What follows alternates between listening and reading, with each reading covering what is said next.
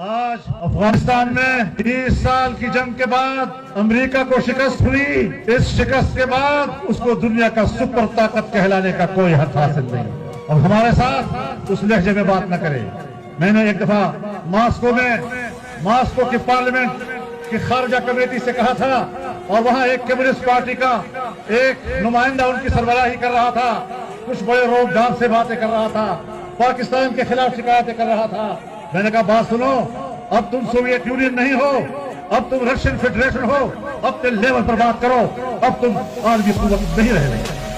میں آج وہی بات امریکہ سے کہنا چاہتا ہوں کہ آپ اب اس قوت کے ساتھ بات نہ کریں, اس لہجے کے ساتھ بات نہ کریں. آپ ایک شکست خوردہ ملک کی حیثیت سے بات کریں تو ہم آپ کے ساتھ بات کرنے کو تیار. تمام زندگی آپ میرا ایک جملہ یاد رکھتے ہیں کہ ہم کسی بھی ملک کے ساتھ برابری کی بنیاد پر دوستی کے قائل ضرور ہیں, لیکن ہم اگر انکار کرتے ہیں تو آقا اور غلام کا انکار کرتے ہیں.